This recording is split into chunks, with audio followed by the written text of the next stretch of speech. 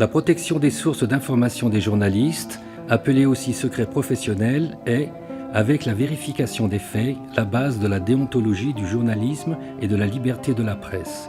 Elle garantit la non-divulgation de l'identité des personnes qui acceptent de lui parler bénévolement lorsque ces personnes l'exigent.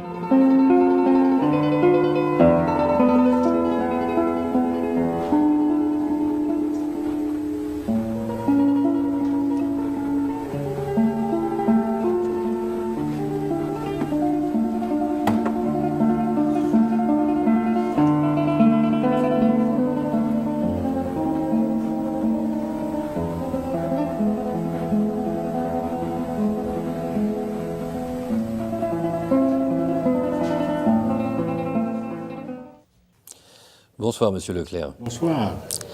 Vous tenez la chronique Éthique et religion au journal Le Devoir, où vous avez été éditorialiste pendant 20 ans.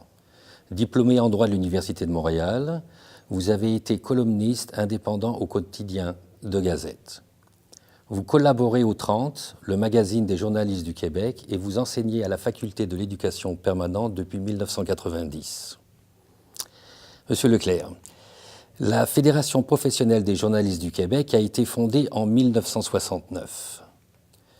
De quelle façon la FPJQ défend-elle les intérêts de ses membres? Bien, le mot est dit, hein, Fédération professionnelle. Donc, la Fédération, la FPJQ, comme on l'appelle, s'intéresse non seulement à la formation des journalistes, donc on a de bons contacts avec les écoles de journalisme, mais aussi elle essaie de faire progresser les moyens par lesquels les journalistes vont être de vrais professionnels. Et parmi les questions en litige, il y a par exemple les avantages discutables que les journalistes peuvent avoir. Par exemple, les voyages gratuits à l'étranger. Est-ce que ces voyages-là sont faits dans l'intérêt du public ou pour amadouer les journalistes? C'était une question d'éthique là, qui a été débattue pendant plusieurs années. Une autre question qui, elle, a été débattue jusqu'en Cour suprême du Canada concerne la protection des sources. Normalement, un journaliste va indiquer de qui il tient ces informations pour que le public se fasse une idée. Si moi j'écris qu'un tel grand magasin va faire faillite, ben, si c'est la caissière qui m'a dit ça en sortant d'un magasin, ça n'a pas le même poids que si j'ai parlé au vice-président aux finances, par exemple. Donc, les sources sont à la base du journalisme. Et dans certains cas, les sources sont connues. Elles nous envoient des communiqués, elles tiennent des conférences de presse, elles viennent nous porter un dossier bien, identifié en bonne et due forme. Mais d'autres fois, la source détient des informations explosives qui sont du plus grand intérêt du public. Cette source-là ne parlera jamais au journaliste, à moins que le journaliste puisse lui garantir un certain anonymat. Donc, si moi j'ai une information sur un scandale qui a lieu dans la police, vous comprendrez que les policiers qui vont me parler ne veulent pas voir leur nom étalé dans le journal, ou à la radio, ou à la télé. Pourriez-vous nous donner l'exemple d'un journaliste qui, devant le tribunal, a été sommé de divulguer ses sources, et l'a-t-il fait? Le cas le plus célèbre, c'est justement celui qui s'est rendu jusqu'en Cour suprême. C'est celui du journaliste Daniel Leblanc, du Globe and Mail, qui a obtenu de sources confidentielles des informations qui lui ont permis, à lui et à son journal, de faire exploser le fameux scandale des commandites au Canada. Et il y a eu des poursuites, bien sûr, contre un certain nombre de délinquants du scandale des commandites. Et puis, les avocats qui défendaient certaines entreprises voulaient avoir le nom des sources du journaliste, parce qu'on prétendait que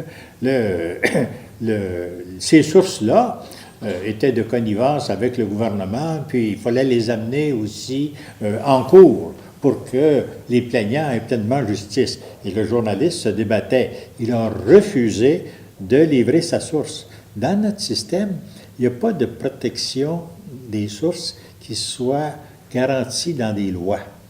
C'est très bien. Mais dans certains pays, il y en a. Et alors, pendant longtemps, la Fédération professionnelle et d'autres journalistes au Canada aussi ont réclamé qu'une loi protège certaines sources. Parce que, je vous donne un exemple bien simple, si il y a des ingrédients qui sont susceptibles d'empoisonner des aliments, est-ce qu'on va attendre qu'il y ait 100 000 personnes là, qui soient empoisonnées pour dévoiler une affaire pareille? Mais en même temps, il y a des gens qui vont refuser de parler aux journalistes si le journaliste révèle leur nom. Parce que les représailles, ça existe, même si on est dans une société démocratique, même si en principe la liberté de parole existe, les gens qui détiennent des informations du plus vif intérêt pour le public ne peuvent parler, dans certains cas, parce que c'est leur vie qui est en jeu, c'est leur emploi, c'est plein d'autres intérêts aussi. Mais en même temps, quand il y a un procès, en vertu de notre droit, celui qui est accusé a le droit à une défense pleine et entière. Et puis, s'il se ramasse en cours à cause des révélations d'un journaliste, il prétend que pour sa défense, il veut savoir qui a parlé au journaliste. Alors là, il y a deux droits qui s'affrontent. La protection des sources d'un côté, puis le droit à une défense pleine et entière de l'autre. Comment est-ce qu'on va trancher? Alors, dans un cas, celui de Leblanc et du Globe and Mail, alors, il y avait une source que Leblanc a identifiée avec le pseudonyme Machouette. Oui, on en a entendu parler. C'est une affaire qui est célèbre, non seulement dans l'histoire du journalisme, mais dans l'histoire politique au pays, parce que ça a contribué à faire tomber un gouvernement. Donc, le journaliste a défendu Machouette. L'affaire est allée jusqu'en Cour suprême parce qu'on n'a pas le droit de refuser de témoigner en cours. On fait serment de dire toute la vérité. Mais est-ce qu'un journaliste peut dire quelle est la source qui a fourni certaines informations? Il y a un dilemme, là. Et puis, l'affaire est allée jusqu'en Cour suprême. La Cour suprême a tranché en disant qu'il n'y a pas de protection constitutionnelle. Au nom de la liberté de presse, par exemple, on ne peut pas prétendre que le journaliste peut garder confidentielles certaines sources. Mais dans un système démocratique, l'intérêt public commande que le journaliste puisse informer le public de certaines choses graves. Et il ne pourra pas le faire s'il ne garantit pas à ses sources un certain anonymat.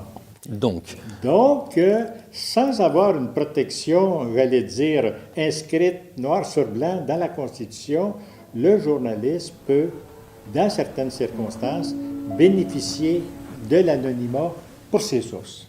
Et en conséquence, dans ce cas-là, le journaliste a pu refuser de dévoiler ses sources. Autrement, s'il avait perdu en Cour suprême, alors là, il aurait été mis devant le dilemme suivant, refuser, puis à ce moment-là, un refus de collaborer avec la justice, c'est un outrage au tribunal, voilà. Et ça aurait pu l'amener en prison.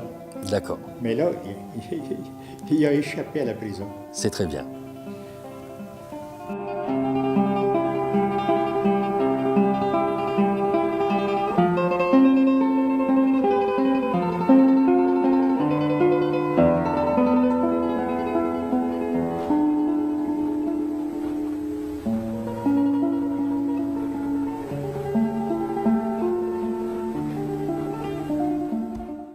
Monsieur Leclerc, dans quel contexte pourriez-vous ne pas être tenu par le secret professionnel?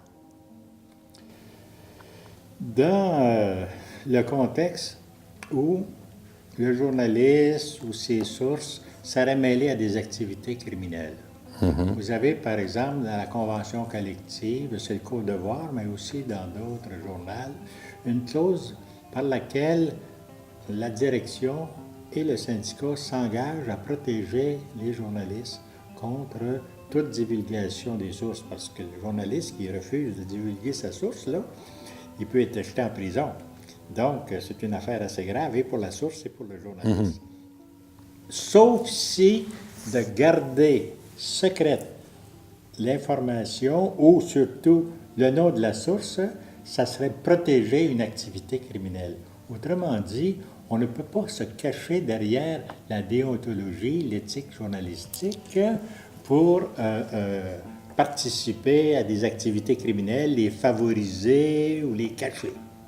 Donc, ça, c'est un cas. Et c'est la même chose d'ailleurs pour d'autres professions. Des médecins qui refusent de parler, oui, mais parce qu'ils font partie des médecins qui fournissent de la drogue ou des dopes aux athlètes. Oui, par ou exemple. des policiers qui disent « Ah, moi, je ne dois pas divulguer le nom de mes sources. » Non, mais le policier est de mèche avec ses sources, puis il touche l'argent du trafic de la drogue lui-même. Alors, il ne peut pas se cacher dans ce cas-là. Derrière, c'est un cas. Mais ces cas-là sont très rares. Hein? Ils sont très rares, hein? Oui, parce que si c'est l'intérêt public qui commande le secret, ça veut dire que quand on divulgue un secret, on met en péril l'intérêt public. Et ça prend des raisons très graves pour qu'on le fasse. Et dites-moi, pourriez-vous nous raconter une anecdote à votre propos? À mon propos? Oui. En ce qui regarde les sources ou de Oui, façon oui, en ce qui générale? regarde les sources. Mon Dieu, j'ai un problème. C'est que pour que ce soit intéressant, il faudrait que je divulgue la source. Or, je n'ai pas le droit de le faire, même plusieurs années après. Mais je peux quand même vous en raconter une. On avait une enquête en marche au Devoir. C'était une affaire de fraude dans un organisme public. Et des gens nous avaient raconté des choses, mais on n'en avait pas la preuve. La preuve se trouvait dans du matériel électronique. Autrement dit, on avait volé des avantages sociaux à des travailleurs en manipulant les registres qui contenaient les données financières. Et alors, je me souviens d'une réunion secrète chez moi avec des informaticiens qui travaillaient dans l'organisation et qui nous ont lu et décodé les fameux transcripts qui étaient sortis des ordinateurs. Jamais notre journaliste et moi-même n'aurions pu comprendre ce que ça voulait dire. Mais grâce à des gens qui sont compétents et puis qui voient l'importance du travail journalistique, on avait pu, dans ce cas-là, sortir un des grands scoops du journal à l'époque. Et quand on travaille avec ces gens-là et qu'ils ont confiance, puis qu'ils voient qu'on n'a pas eu peur de faire le travail, que notre journal nous a épaulés, ils se souviennent de nous. Et je me souviens de cas où, 10 ans, 15 ans après, quelqu'un nous fait signe. Il y a encore une autre histoire à nous raconter. Autrement dit, il y a toujours, un peu partout, des gens qui vont se souvenir de ton nom. Parce qu'ils ont su que tu avais accepté de les écouter, tu as compris ce qu'ils ont dit, tu n'as pas eu peur d'écrire, tu étais même prêt à aller en prison plutôt que de révéler leur nom et de les mettre en difficulté alors que ces gens-là travaillaient pour le bien du public. Eh bien, Monsieur Leclerc, j'ai une simple phrase à votre égard. Merci de votre générosité. Grand plaisir.